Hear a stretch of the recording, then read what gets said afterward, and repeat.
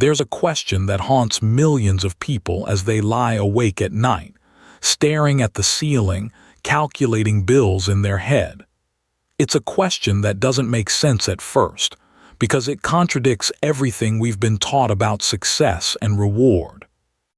Why, after years of waking up early, commuting through traffic, working long hours, sacrificing time with family, pushing through exhaustion, why are so many people still struggling financially? Not because they're lazy, not because they lack discipline, but despite having both. This isn't a story about individual failure. It's about invisible systems, psychological patterns, and structural realities that most people never see clearly. Understanding why effort alone doesn't create wealth is the first step toward financial clarity. Disclaimer: before we begin, this content is for educational purposes only. It does not constitute financial advice. The goal here is understanding, not instruction. Let's explore why most people stay poor despite working hard. Section 1. The illusion of hard work equals wealth. We grow up hearing a simple equation repeated so often it becomes gospel: work hard and you'll succeed. Put in the hours, show up every day, give your best effort, and prosperity will follow. Parents say it. Teachers reinforce it. Society celebrates it. And for a long time in human history, this equation held reasonably true. In the mid-20th century, particularly in industrialized nations, hard work often did translate into financial stability. A high school graduate could get a factory job, work there for 30 years, buy a house, raise a family, and retire with a pension.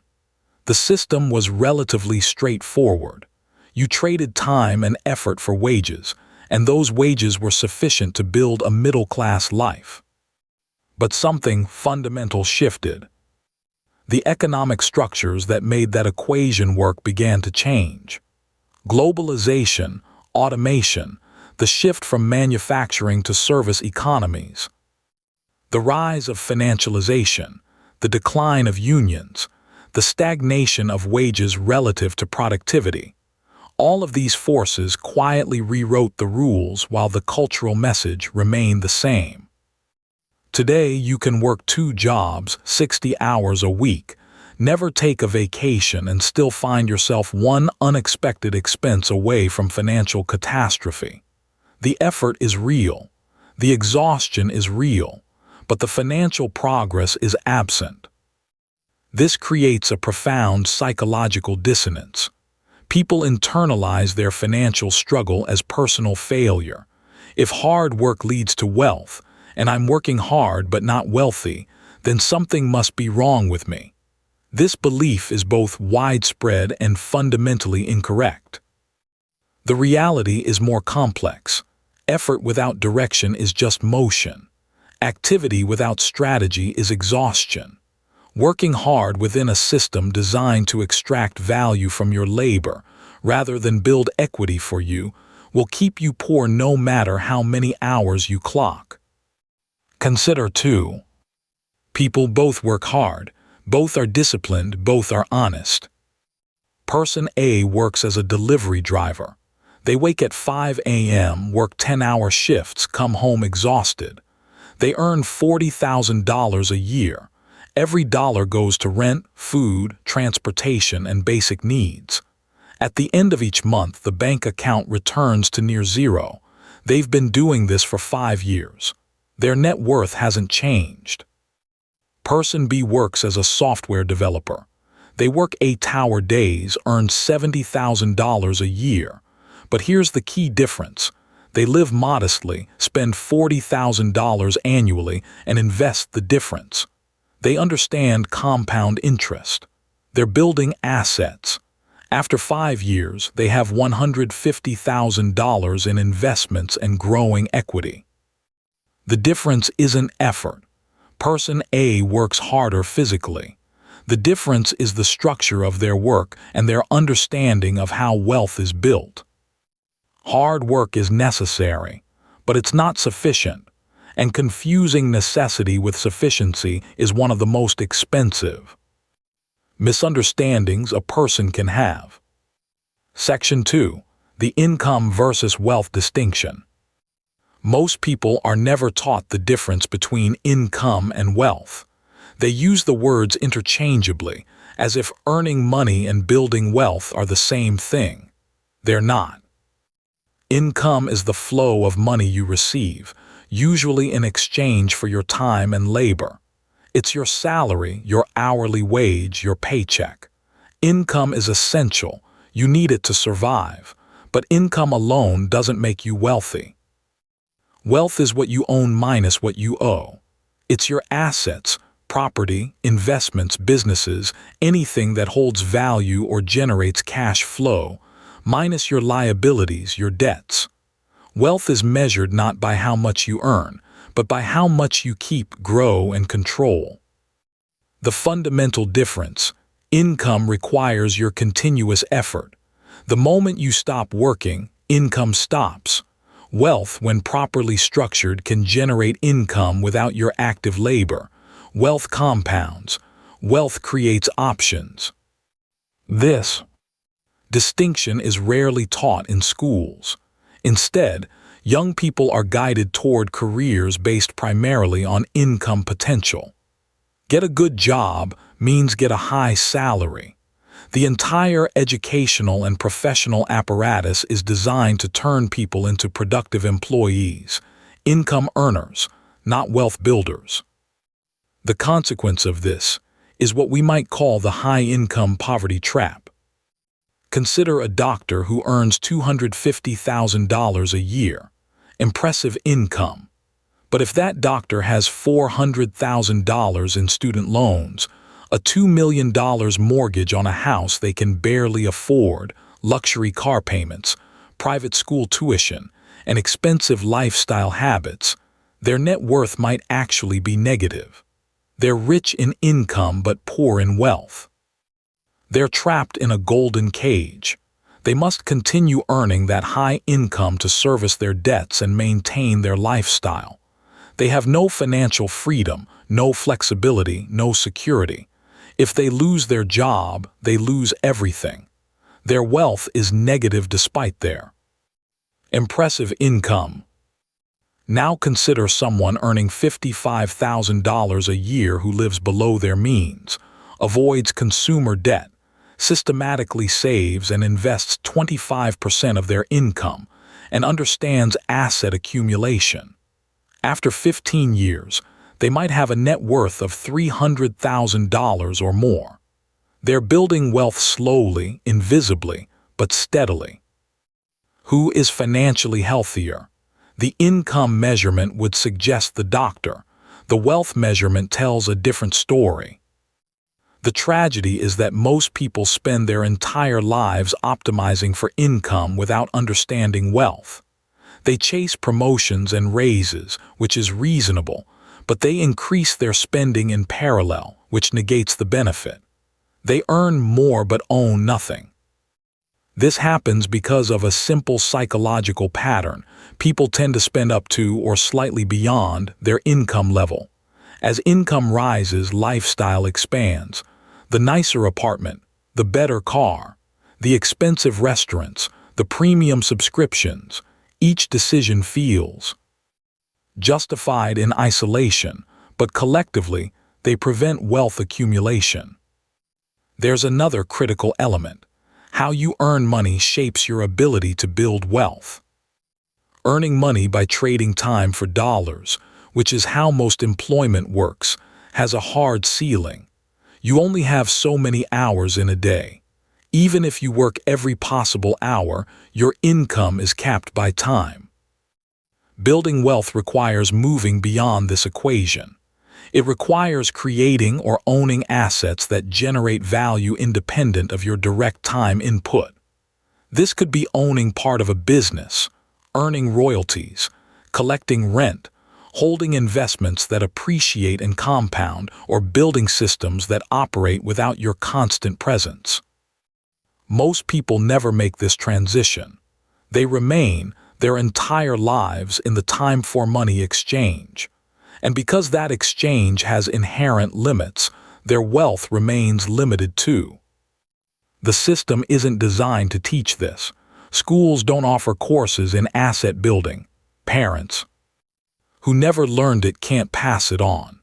And so generation after generation of hardworking people earn income, spend income, and wonder why they're not getting ahead. Section 3. Psychological traps that keep people poor. Beyond the structural challenges, there are psychological patterns that keep people locked in poverty despite their efforts. These aren't character flaws. They're predictable human responses to financial stress.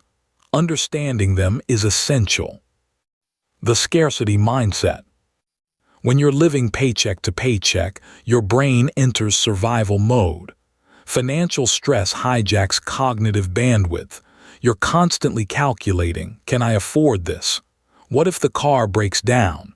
What if I lose this job? This mental state makes long-term thinking nearly impossible. When you're worried about making rent next month, you can't seriously consider what your life might look like in 10 years. Scarcity creates short-term focus, which prevents the long-term planning that wealth requires. Research in behavioral economics shows that financial stress actually reduces cognitive function. It's not that poor people make bad decisions because they're less intelligent. It's that the constant pressure of scarcity makes good long-term decision-making neurologically difficult. The cruel irony. Escaping poverty requires long-term thinking, but poverty itself makes long-term thinking almost impossible. Lifestyle inflation. One of the most powerful traps is the tendency to increase spending whenever income increases. You get a raise, finally some breathing room. What happens? The nicer apartment, the car upgrade, the better phone plan. Within months, you're back to the same financial pressure, just with more expensive things. This pattern keeps people perpetually stuck. They're always earning more than they did before, but never accumulating wealth because their expenses rise in lockstep with their income. The psychological driver is adaptation. Humans adapt quickly to improved circumstances. What felt luxurious last month becomes the new normal this month. The new normal feels insufficient, so you pursue the next upgrade. It's an endless cycle. Breaking this cycle requires conscious intention. It requires deciding, explicitly, not to inflate lifestyle with income. It requires treating raises and bonuses not as permission to spend more, but as opportunities to build wealth faster. Fear of risk and loss aversion. Humans are wired to fear loss more than we value equivalent gains. Psychologists call this loss aversion. Losing $100 feels worse than gaining $100 feels good. When you're already financially stressed, this fear intensifies. Every decision feels dangerous. Starting a business. Too risky, you might lose your investment. Learning a new skill. Too uncertain, what if it doesn't pay off? Investing money, too scary, what if the market crashes? And so people stay in safe but limiting situations. The job that underpays but feels secure. The career that offers no growth but requires no risk. The checking account that loses value to inflation but feels safe because it's guaranteed. The paradox is that avoiding all risk is itself a risk. The risk of staying poor, the risk of never building anything, the risk of reaching retirement with nothing but regrets. Wealth building requires calculated risk, not gambling, not recklessness, but the willingness to exchange short-term security for long-term potential. Most people, shaped by scarcity and fear, cannot make this exchange. The busy but broke paradox. Many people mistake activity for progress. They work constantly. They're always busy. They feel productive, but busy doesn't mean effective. You can work 80 hours a week doing tasks that don't build wealth. You can be exhausted and broke simultaneously. The number of hours worked is not correlated with wealth building, unless those hours are directed toward activities that create lasting value or generate compounding. Returns. This is especially common in service work, retail, and gig economy jobs. The work is real, the effort is real, but the structure of the work doesn't create equity or assets. You're endlessly busy, endlessly tired, and endlessly poor. Social comparison and status spending. Humans are social creatures. We care what others think.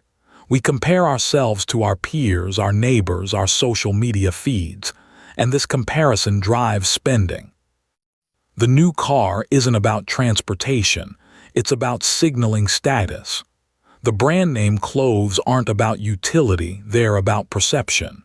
The expensive vacation isn't about rest, it's about the Instagram post. Status spending is one of the most efficient ways to stay poor. You're spending money not to improve your actual life, but to manage how others perceive you. And since perception is infinite, there's always someone with more. This game is unwinnable. Wealthy people who stay wealthy often learn to ignore social comparison. They drive older cars, they wear normal clothes. They live below their visible means.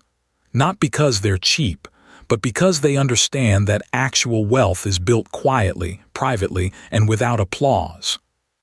Lack of financial literacy. Perhaps the most fundamental trap. Most people simply don't understand how money works. They don't understand compound interest, so they can't appreciate how small amounts invested young become large amounts later. They don't understand inflation, so they keep cash thinking it's safe while it loses purchasing power. They don't understand debt structures, so they pay thousands in interest unnecessarily. They don't understand tax optimization, so they overpay year after year. This isn't their fault. Financial literacy isn't taught systematically. It's expected that people will somehow learn it on their own, which most don't. And so they navigate one of life's most important domains, money, essentially blind. The consequence is predictable. Without understanding the rules, you can't win the game.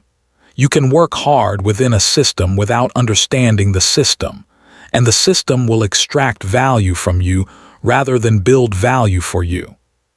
Section 4. Structural and systemic barriers.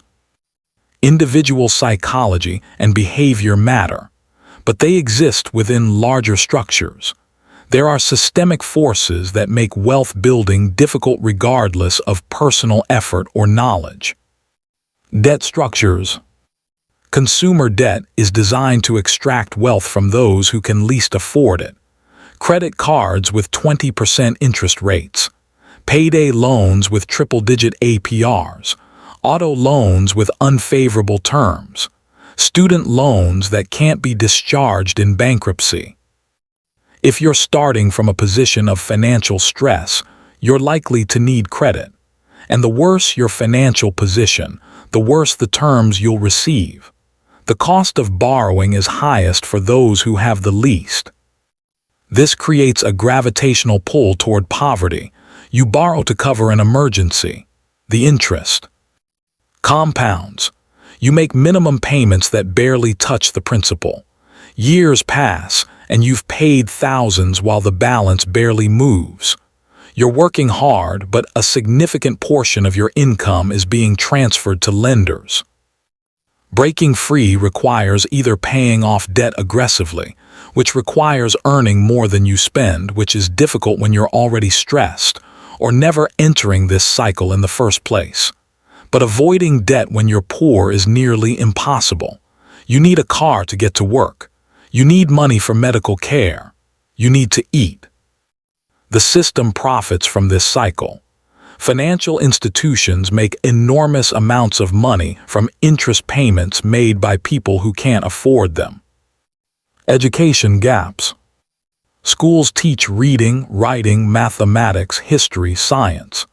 They don't systematically teach financial literacy, negotiation, investing, asset building, or wealth psychology.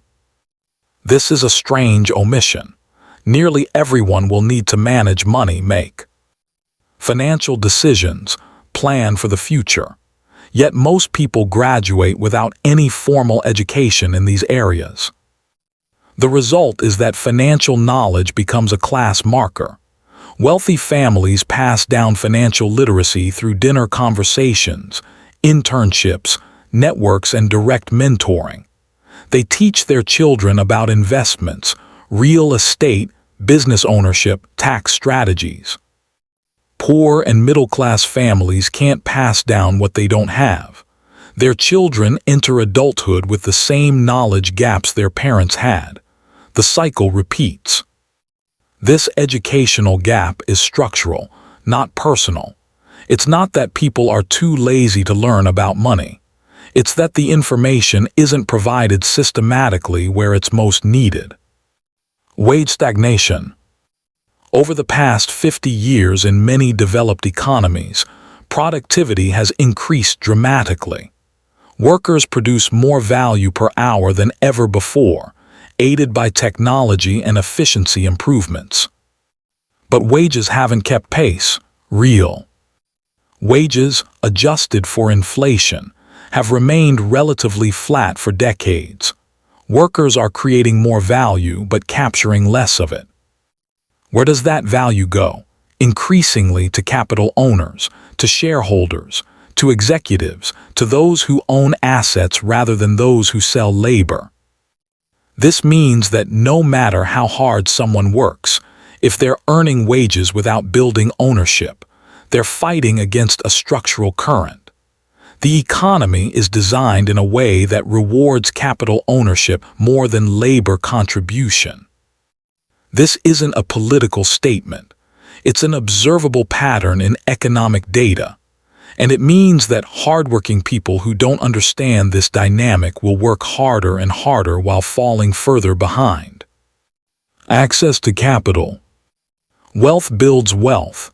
If you have capital, money, assets, equity, you can leverage it to generate more wealth. You can invest. You can buy property that appreciates. You can start businesses. You can take advantage of opportunities that require upfront money. If you don't have capital, you can't access these opportunities. You can't invest in the stock market if you have no savings. You can't buy real estate without a down payment. You can't start a business without startup funds. This creates what economists call the Matthew effect. To those who have, more will be given. Initial advantages compound over time. Initial disadvantages also compound. Someone born into a family with wealth has access to opportunities, good schools, tutors, internships, seed money for ventures, financial safety nets to take risks that accelerate wealth building. Someone born into poverty lacks these advantages and must overcome additional barriers just to reach the starting line. Geography and opportunity. Where you live shapes your financial trajectory. Cities with strong job markets, high wages, and dense professional networks offer opportunities that rural or economically depressed areas simply don't have. But moving requires money, staying trapped in a low-opportunity area is often not a choice but a constraint. You can work as hard as you want, but if you're in a place where jobs are scarce and wages are low, your ceiling is predetermined. Similarly, networks matter. Access to people who understand wealth, who can offer advice, mentorship, or connections, is invaluable. But networks are often determined by family background and geography. If you grow up around people who are also struggling, you don't have access to the knowledge networks that accelerate wealth building. The cost of being poor. Perhaps the cruelest structural reality. Being poor is expensive. When you're poor, you pay higher interest rates. You can't buy in bulk to save money. You pay check cashing fees because you don't have a bank account. You pay overdraft fees. You pay late fees. You pay higher insurance premiums because you can't afford the deductibles that lower them. You rent instead of own, building no equity. You pay for repairs on old cars that constantly break down. Each individual cost is small. Collectively, they're enormous. Being poor creates a constant financial bleed that makes escaping poverty even harder. Someone with wealth can afford to be efficient, buy quality items once, pay annual fees for better rates, take advantage of tax-advantaged accounts, leverage credit wisely for rewards and benefits, build equity through ownership. The poor cannot access these efficiencies. Every financial interaction extracts value, and the cumulative effect over years and decades is devastating. Section 5. The wealth-building behaviors that break the cycle.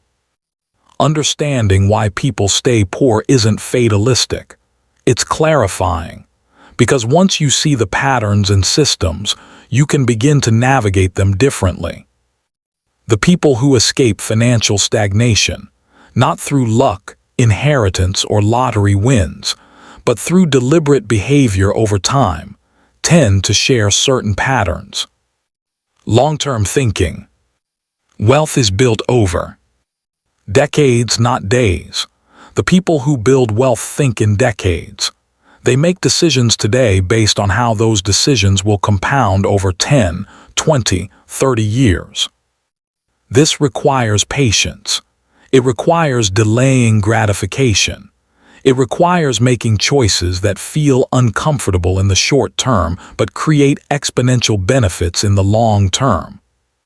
Spending $100 today on entertainment gives immediate pleasure.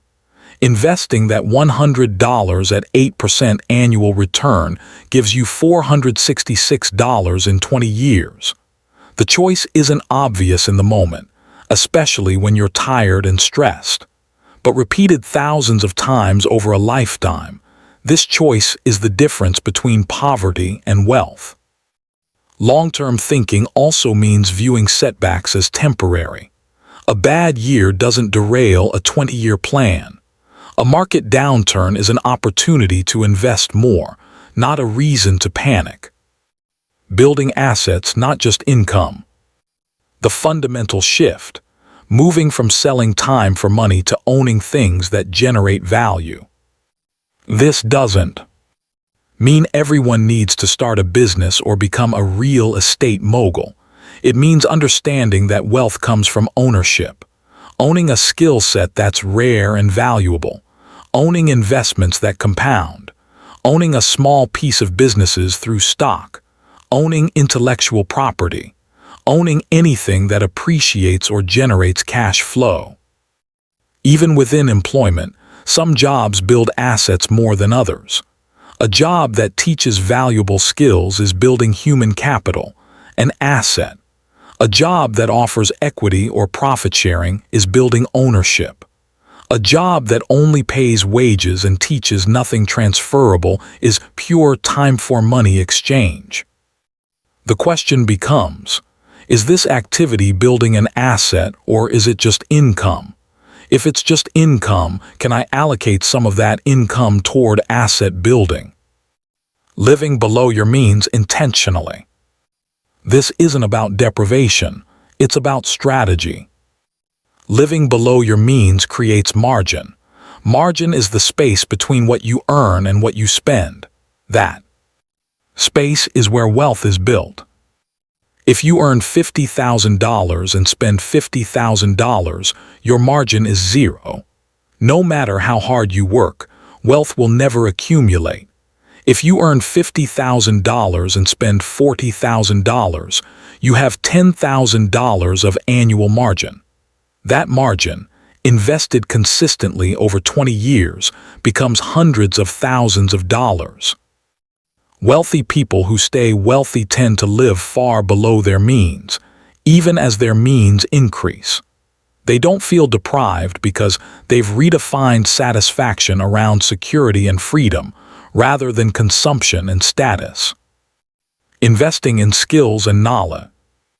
Before you can build financial assets, you need to build human capital. Your skills, knowledge, expertise, and reputation are your first form of wealth. A person who invests time in learning high-value skills, whether through formal education, self-directed learning, or apprenticeship, is increasing their future earning potential. This is asset building. The mistake many people make is stopping this investment. The moment they get a job, they learn just enough to be employed, then coast. Their skills stagnate.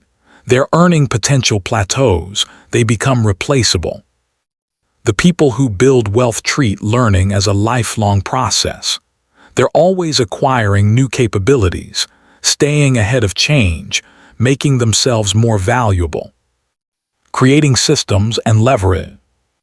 Wealth building isn't about working harder, it's about working smarter. It's about creating systems that operate without your constant input. A system could be a business that runs with employees and processes. It could be a portfolio of investments that compounds automatically. It could be digital products that sell while you sleep. It could be rental properties managed by others. The principle is leverage, using tools, capital, other people's time, or systems to multiply your efforts. 1 hour of your time creates value that extends far beyond that hour. Most people never think in terms of systems and leverage. They think in terms of tasks and hours, and so they stay trapped in linear growth. More hours, more money, but never exponential growth. Calculated risk-taking. There's a difference between gambling and calculated risk. Gambling is betting on uncertain outcomes with poor odds. Calculated risk is making decisions where the potential upside significantly exceeds the downside, and where you've done the work to understand the odds. Starting a side business while keeping your day job is calculated risk.